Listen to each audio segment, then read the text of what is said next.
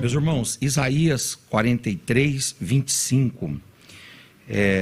Isaías 43, 25 é o texto que Deus colocou no meu coração e eu quero compartilhar com os irmãos. Diz assim: eu mesmo sou aquele que apaga as suas transgressões por amor de mim, e dos teus pecados eu não me lembrarei mais. Amém e amém. Queridos irmãos, hoje eu gostaria de falar um pouco com vocês a respeito de perdão. E eu queria começar conceituando o perdão à luz do Antigo Testamento. No Antigo Testamento tem uma palavra hebraica para perdão, que é a palavra salar. E salar significa perdoar, significa absorver, significa liberar alguém de uma dívida ou de uma ofensa, significa liberar alguém da culpa, significa deixar para trás, significa cancelar uma dívida, seja ela financeira, seja ela moral ou seja ela espiritual, permitindo que a pessoa seja restaurada a um estado de graça e reconciliação para com Deus e para com outra pessoa. No Novo Testamento, a palavra para perdão e a palavra para perdoar são duas, na verdade, palavras. E a palavra para perdão é a palavra aphensis. E aphensis significa, que é a palavra grega no Novo Testamento, significa o ato de remissão, significa liberação ou perdão de dívidas, de pecados e de ofensas. É a ideia de libertar alguém de uma obrigação, de uma culpa ou de uma dívida. Isso é perdão. Agora, no grego ainda tem uma outra expressão, que é a expressão para perdoar. E perdoar no Novo Testamento vem de uma expressão grega chamada aphiemi. E essa expressão aphiemi, ela significa deixar ir, soltar, perdoar, cancelar a dívida. No contexto cristão, ou também no contexto moral, implica a ação de perdoar alguém, de perdoar os pecados ou as ofensas e conceder misericórdia. Em língua portuguesa, perdoar é um verbo e significa que o perdão não é um ato apenas mental. O perdão não é um ato apenas sentimental. O perdão, ele tem a ver com ação. Ele é uma conduta, ele é um ato. Logo, perdoar significa deixar de sentir ressentimento e raiva em relação a alguém que cometeu um erro, uma falta ou uma ofensa. É o ato de conceder clemência, indulgência. É o ato de não guardar rancor e é o ato de restaurar a harmonia nas relações interpessoais. Por outro lado, a expressão perdão também, em língua portuguesa, é o ato de perdoar, de desculpar, de absorver, de deixar alguém perdoado apesar do seu erro. É perdoar alguém pela falta ou pela ofensa cometida, é liberar essa pessoa de uma punição ou de uma consequência negativa. Agora é interessante que tem uma tradução da Bíblia para um dos idiomas, um dos vernáculos, um dos dialetos africanos. E esta tradução da Bíblia, traduzida ali pela Sociedade Bíblica Africana, ela não encontrou naquele dialeto, naquele idioma, uma expressão que fosse semelhante a perdoar e a perdão.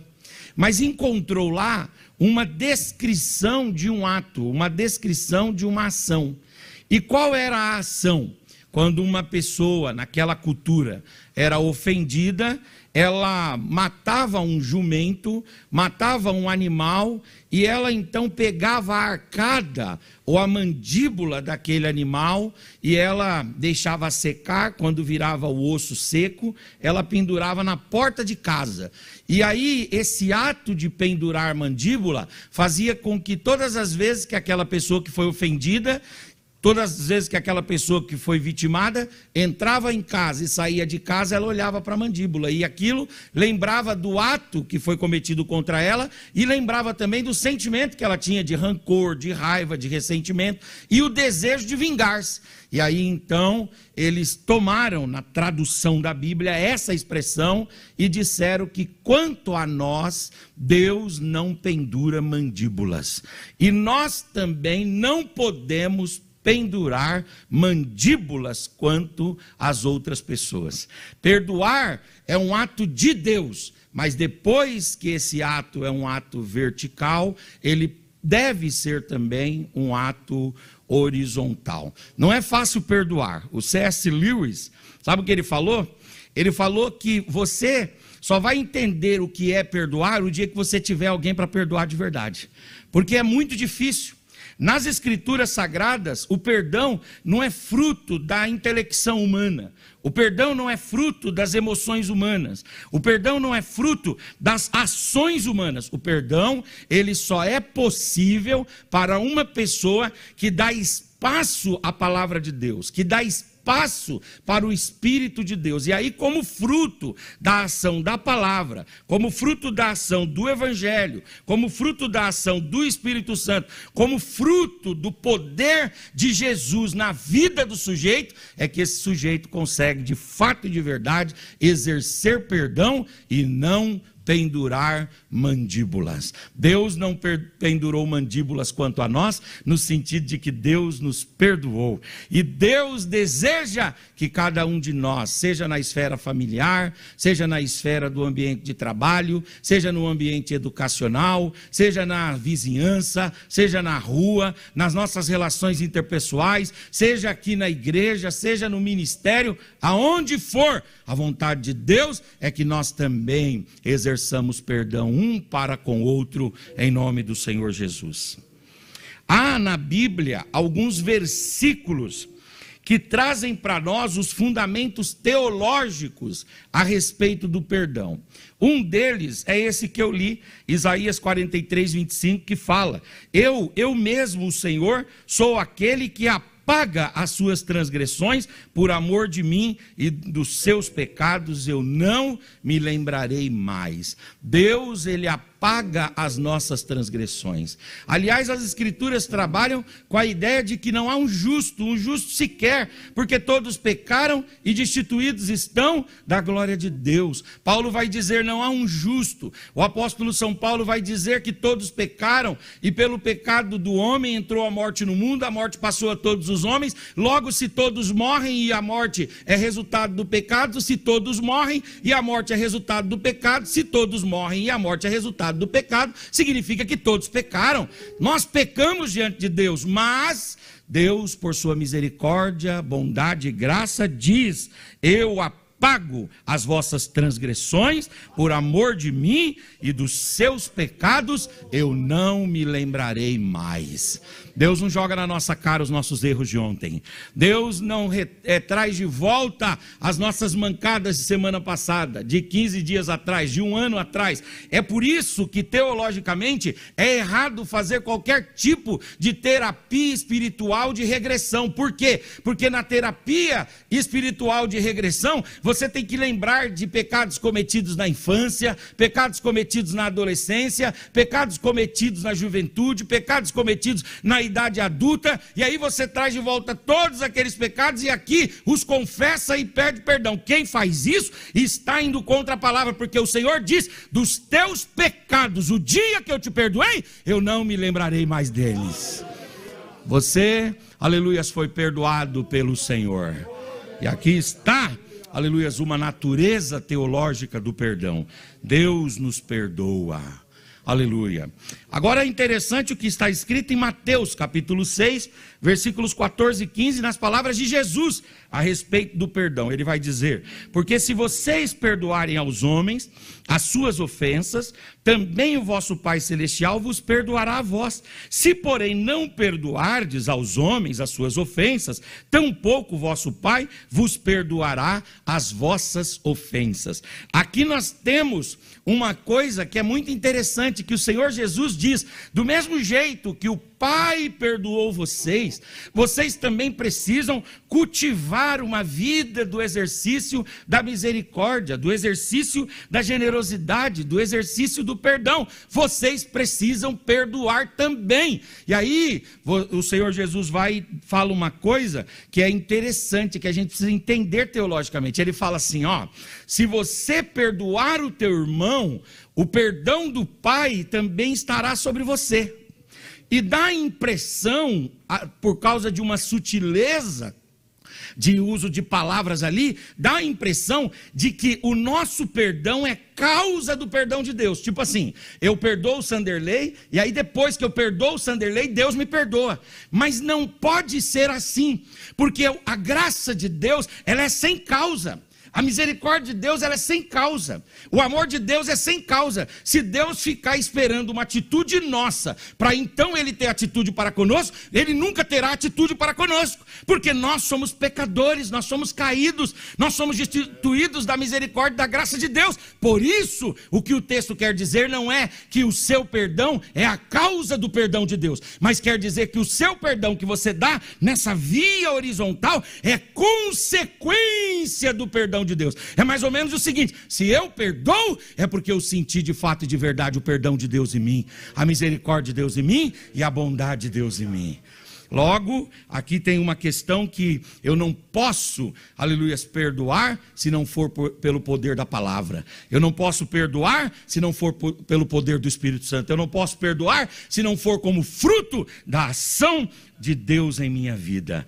Quando vocês perdoarem as vossas ofensas, o vosso Pai Celestial vos perdoará a vós. No sentido de que, uma vez perdoados, vocês perdoam também. Uma vez sentindo o amor de Deus, vocês exercem amor também. Uma vez recebendo a misericórdia de Deus, vocês podem exercer misericórdia também. Quando nós somos perdoados por Deus e sentimos o efeito desse perdão em nós, e nos aprofundamos nesse perdão que recebemos, aí tornamo-nos solícitos, abertos e propícios a perdoar outras pessoas também. Amém? Quer ver um outro texto, que é o texto de Lucas, que o Senhor Jesus vai trazer um outro aspecto aqui, quando ele vai dizer, Lucas 17, 3 e 4, se teu irmão pecar contra ti, repreende-o, e se ele se arrepender, perdoa-lhe. E se pecar contra ti 7 vezes no dia, e 7 vezes no dia vier ter contigo, dizendo, estou arrependido, faça o quê? Perdoe. O perdão aqui, ele tem a ver, queridos irmãos, com o arrependimento. Quem é que recebe perdão de Deus? O arrependido, aquele que toma conhecimento e consciência dos seus erros. Não existe como nós desfrutarmos do perdão de Deus se não houver em nós arrependimento. Arrependimento vem do grego metanoia, e metanoia quer dizer o que? Mudança de mente, mudança de sentimento e mudança de procedimento. Se nós não tivermos uma mudança de mente, nós não conseguimos alcançar o perdão de Deus. Se nós não tivermos uma mudança no sentimento, nós não conseguimos alcançar o perdão de Deus. E se nós não tivermos uma mudança de procedimento, não conseguimos alcançar o perdão de Deus. O perdão de Deus está acessível a todos, mas só se apropria desse perdão aquele que se arrepende. É por isso que Jesus fala aqui, se o teu irmão vier contra ti ou pecar contra ti, repreende. Se ele se arrepender, perdoa-lhe. Quando Jesus está falando isso aqui, ele está falando de uma regra, ele está falando de um fundamento teológico, ele está falando de uma base doutrinária, ele está falando de uma dogmática cristã. E qual é essa dogmática? Que nós não somos perdoados se não houver arrependimento em nós. O Espírito Santo age em nós, nos constrangendo, nos compungindo, nos tornando contritos. E aí, uma vez contristados pelo Espírito, nós nos rebaixamos a Deus em humilhação e arrependimento. E aí a graça de Deus, que já estava disponível, é derramada sobre nós, e nós podemos nos apropriar do perdão de Deus, da misericórdia de Deus e da bondade de Deus. Aleluia. Deve haver arrependimento para receber perdão. Aleluia. O perdão está disponível, mas só se apropria dele aquele que se arrepende de verdade. Aleluia, glória a Deus. Enquanto a pessoa insiste no erro, não há como ela abraçar o perdão. Mas quando ela se arrepende e ela confessa e ela pede perdão, o perdão de Deus vem. Agora, uma outra coisa é que o perdão deve ser contínuo. É uma outra natureza teológica do perdão.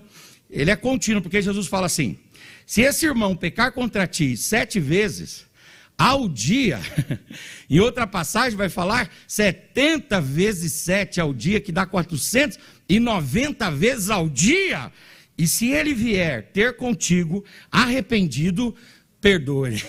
Esse perdão não é estanque, ele é um perdão continuado, ele é um perdão contumaz, ele é um perdão persistente, ele é um perdão perseverante. Aleluia, glória a Deus. Deus nos perdoa todo dia, porque nós pecamos todos os dias, e Deus nos perdoa todo dia. Se você já acordou hoje, algum pecado você já cometeu, e Deus já te perdoou desse pecado também. Aleluia. Até quando estamos dormindo, a gente comete pecado. Vocês nunca assistiram A Grande Família? É A Grande Família lá, a família do Michael Caio, né? Quando o Michael Caio fala do Júnior, o Júnior está dormindo, e aí ele fala para a mulher dele assim, fala: ó, tá vendo? Ele está cometendo algum erro ali, ele está fazendo alguma coisa errada naquele sonho. Aí quando acorda ele fala: não, pai, eu peço desculpas, pai, eu peço desculpas, né?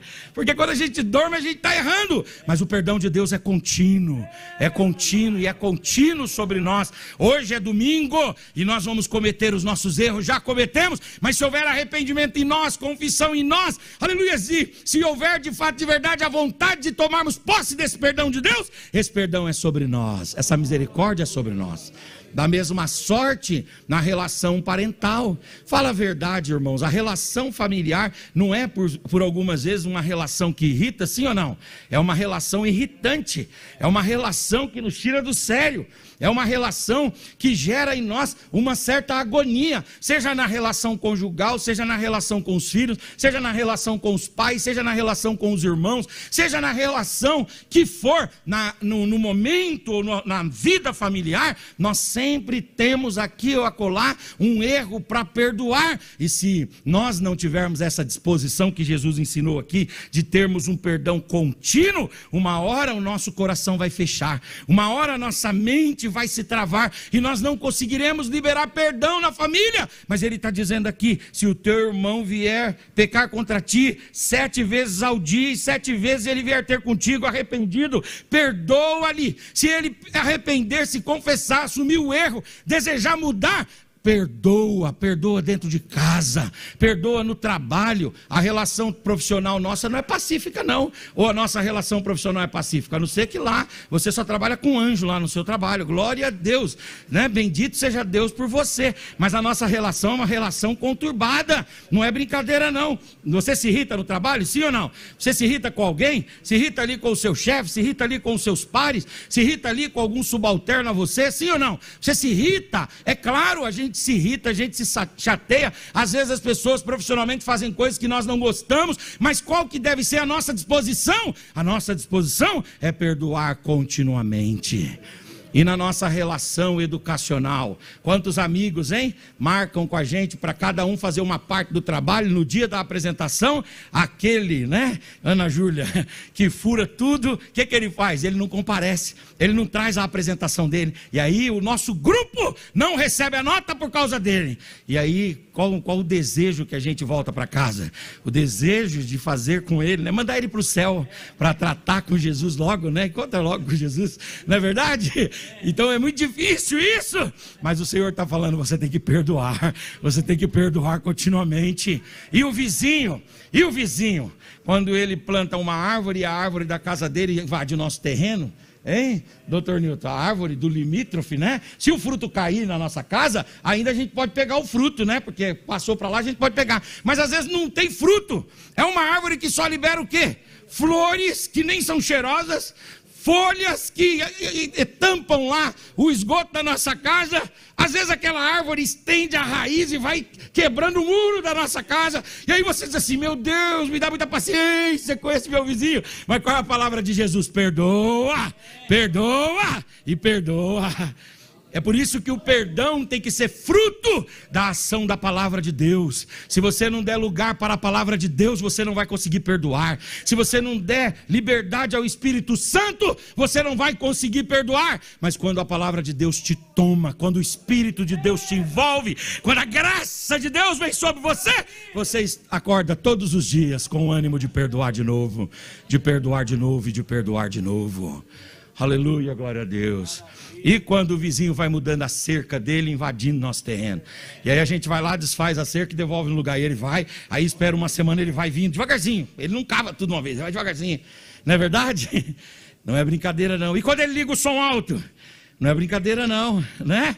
E quando ele vai fazendo as coisas, não é fácil conviver assim. Às vezes tem gente que tem multa, paga a multa e continua perturbando o outro. É assim, sofre o processo, paga o processo, continua perdoando, e sofre de novo e vai naquela vida. Não é fácil. Qual deve ser a nossa postura? Nós somos diferentes, irmãos. Nós não somos como os mundanos, nós não temos os valores deste mundo. Nós nascemos de novo, nós nascemos pelo Espírito, nós fomos lavados pela água da palavra, nós fomos selados pelo Espírito de Deus. Qual deve ser a postura de um servo de Deus? É de perdão em nome de Jesus. É de perdão e é de perdão. E as relações na igreja? As relações na igreja também são relações complicadas, sim ou não? Não é brincadeira não. No meio do ministério aqui, é que aqui a gente consegue maquiar bem as coisas, mas de vez em quando aqui, né? Só Deus sabe como que as coisas andam. Mas qual deve ser a nossa postura? Perdão. Qual deve ser a nossa conduta? De perdão e de misericórdia. E no meio dos irmãos, porque aqui olhar para cá é bom, né? Mas tem que olhar para aí também. E para aí, como é que fica? No meio das crianças, não é verdade? Você quer ver a desarmonia, né? Assim, a dificuldade? Cuida um dia do cultinho das crianças e vê como que ficam lá as coisas. Tio, tomou o meu livrinho. Né?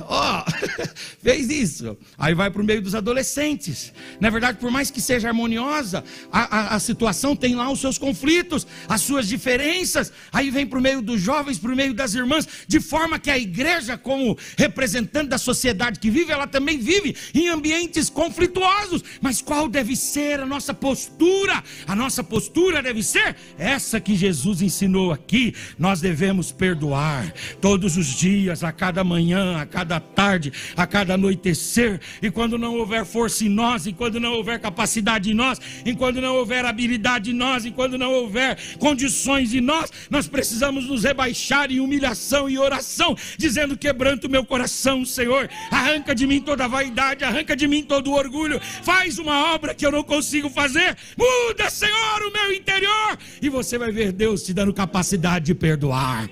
Levante a sua mão por gentileza, levante a sua face por gentileza, levante a sua voz, porque você já foi perdoado. Você já foi perdoado, você já foi perdoado. Urabacanda aramashuramai, urabanashui cantoremanaramai. Aleluia, glória a Deus. É o apóstolo São Paulo quem vai escrever aos irmãos de Colossos, no capítulo 3, versículo 13, que ele vai dizer: suportai-vos uns aos outros, perdoai-vos mutuamente, caso alguém tenha motivo de queixa contra alguém, assim como o Senhor vos perdoou, assim também perdoai-vos uns aos outros. Aleluia, glória a Deus. Tem hora que a gente tem queixa mesmo. Tem hora que a gente tem opinião, e aquela opinião nossa é ácida, é uma opinião que não é tão boa. Mas qual deve ser a nossa postura cristã?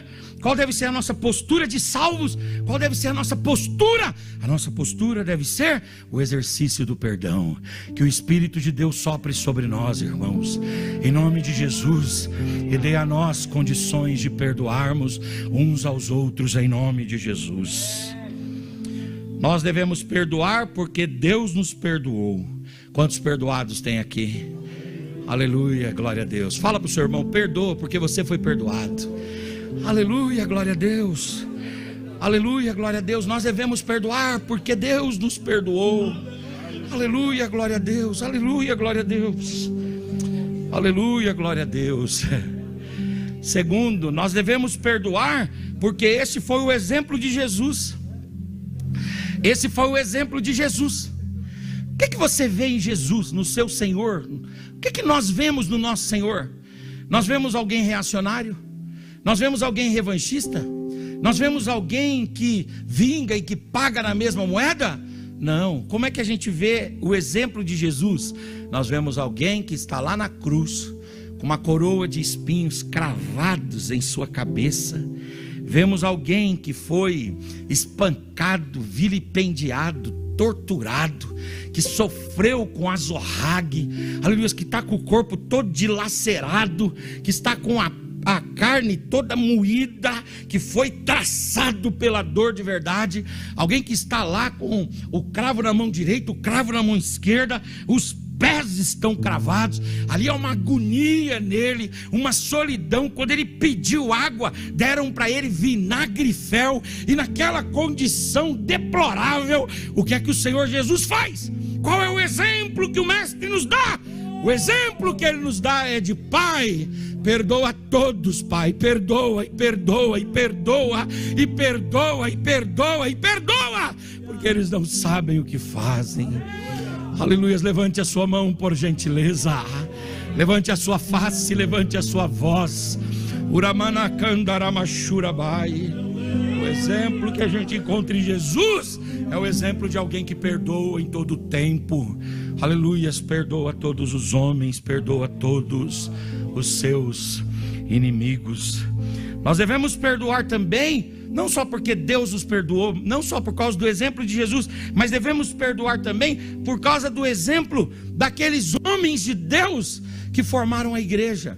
Porque às vezes a gente diz assim: não, mas esse nível de virtude, esse nível de perdão, só consegue mesmo Jesus.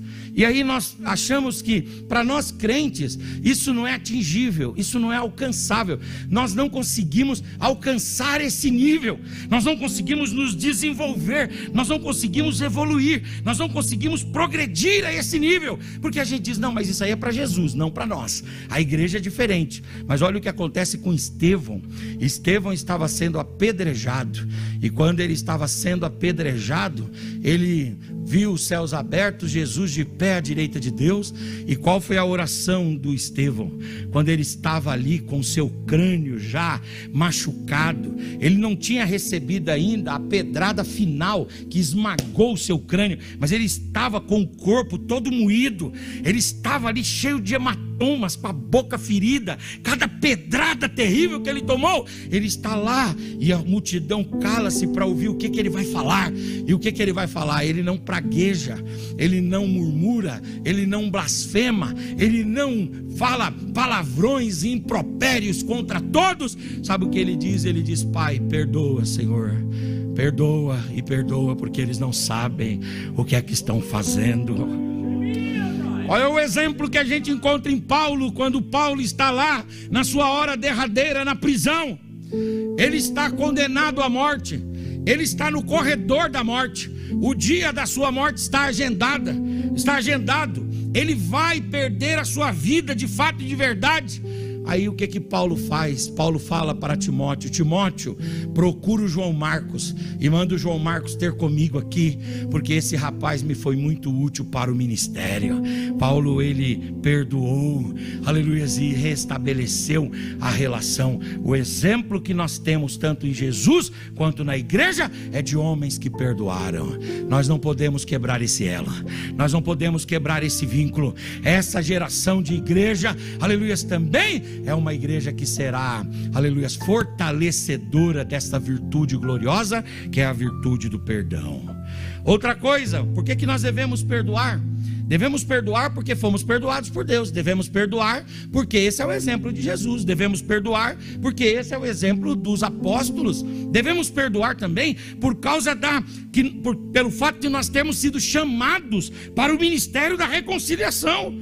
A reconciliação é um ministério que Deus deu para a igreja. E esta reconciliação no aspecto missiológico, de pregar o evangelho e reconciliar homens com Deus, esse é um ponto. Mas essa reconciliação no sentido de nós restaurarmos as nossas relações. O nosso ministério é o ministério da reconciliação. A nossa chamada é a chamada da unidade. A nossa chamada é a chamada do perdão, é a chamada da misericórdia, é a chamada, aleluias, da disposição de fato e de verdade para unir os irmãos e manter a unidade da nossa família, dos nossos amigos, em todo lugar que a gente faz ou está, né? Agora, você sabia que quem não perdoa tem prejuízos?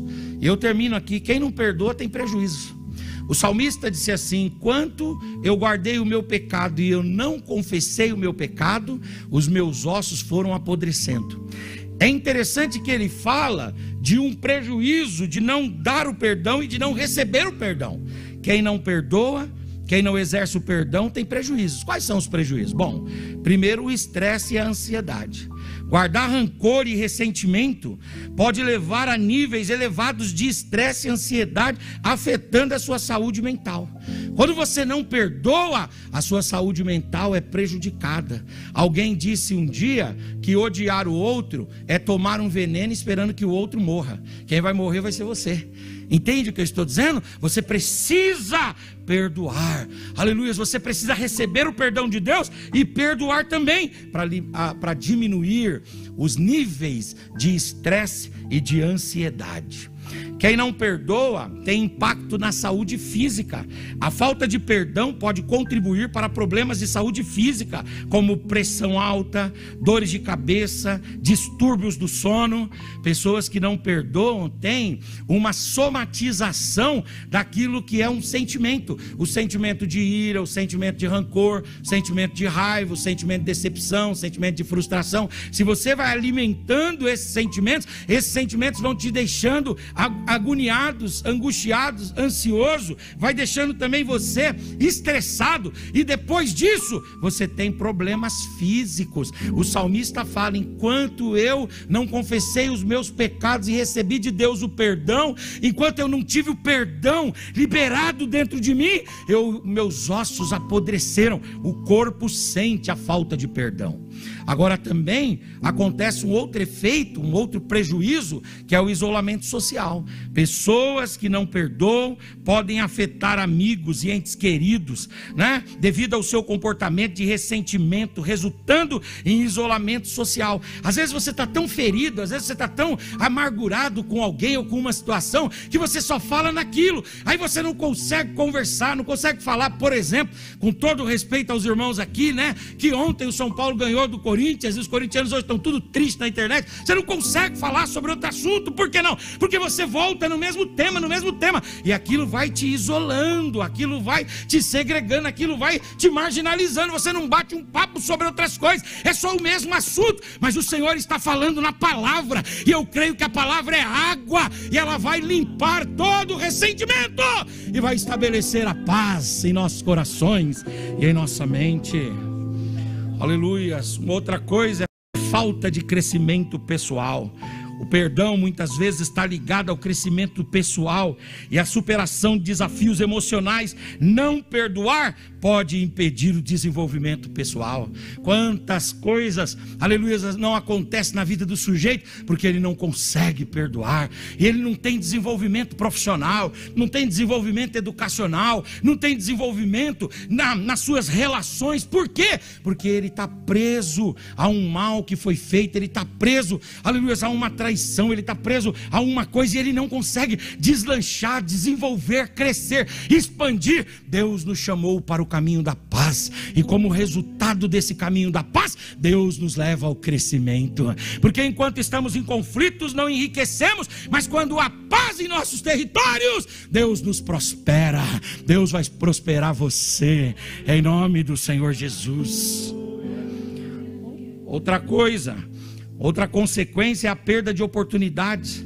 Às vezes o foco constante em ressentimentos pode fazer com que você, com que nós percamos oportunidade de aprender com experiências passadas e avançar na vida. Aleluia, glória a Deus, em nome de Jesus. Se você está tendo algum prejuízo porque você não consegue perdoar, abra o seu coração esta manhã para Deus sarar a sua alma.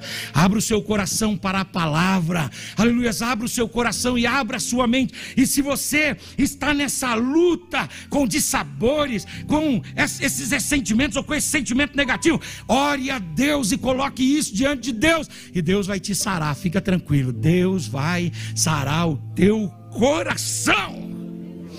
Fala para o seu irmão, perdoa, diga, perdoa. Perdoa porque você foi perdoado. Aleluia, diga para ele, perdoa. Perdoa porque foi assim que você aprendeu com Jesus. Diga para ele, perdoa. Perdoa porque é assim que a igreja vem fazendo ao longo dos anos. Diga para ele, perdoa, para você não sofrer nenhum prejuízo na vida. Perdoa, em nome do Senhor Jesus, exerça esse perdão. Quais são os benefícios de perdoarmos? Para nós concluirmos, primeiro, quando nós recebemos o perdão de Deus e quando nós perdoamos também, nós vemos a redenção completa. Aleluia, a redenção completa em nós. Aleluia, quando Deus nos perdoa e quando a gente perdoa também. Aqui está a comunidade dos redimidos, dos perdoados. Aleluia. Deus faz por nós a remissão, né? Eu gosto muito dos trocadilhos da língua portuguesa. Aí nós temos remissão com 2 S e temos remissão com C cedilha, sabia? A remissão com 2 S, ela significa que você foi perdoado da dívida. E a remissão com C cedilha significa que você foi perdoado porque você pagou a dívida. Entende? O Senhor Jesus, Ele realiza para nós, não a remissão com C cedilha, mas Ele realiza por nós a remissão com 2 S. Ou seja, Ele nos perdoou. Ninguém aqui pagou a dívida, mas Ele perdoou. Ele perdoou porque Cristo Jesus sofreu em nosso lugar. Nós somos redimidos, somos perdoados, e nós precisamos também conduzir esse caminho de perdão, porque isso manifesta a redenção de Deus. A segunda bênção do perdão é a paz. Quando você perdoa e é perdoado, você tem paz. E acontece lá Filipenses 4:7, e a paz de Deus, que excede todo o entendimento, guardará o vosso coração e a vossa mente em Cristo Jesus, o nosso Senhor. Aleluias, tenha a paz de Deus, paz no seu coração, paz na sua mente, paz na sua alma. Em nome de Jesus, nós somos promotores da paz. Aleluia, nós somos redimidos e somos promotores da paz. E terceiro e último lugar, a terceira e última bênção é que quando nós perdoamos e somos perdoados, nós temos relacionamentos restaurados pelo Senhor. Aleluia, glória a Deus, aleluia, glória a Deus, aleluia, glória a Deus. Nós temos relacionamentos restaurados. Um dia aconteceu uma situação interessante. Eu não sei se eu já contei para os irmãos isso aí. Eu estava no seminário e de repente eu fiz uma brincadeira indevida no seminário. E uma irmã não gostou daquela brincadeira.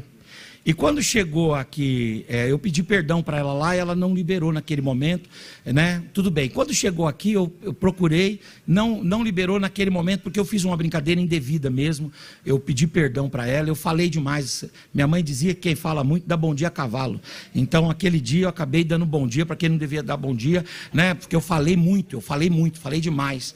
E aí eu acabei falando muito aquele dia, e foi uma coisa muito chata, assim, eu pedi perdão para a irmã. Tudo bem. Daí, o que aconteceu? Um dia eu estava aqui, toda vez que eu entrava eu tinha um constrangimento de ver a irmã, porque eu não podia nem pegar na mão da irmã, porque é o constrangimento, e a gente fica apequenado, a gente não tem paz na alma, não tem tranquilidade no coração, não tem sosseguidão na mente.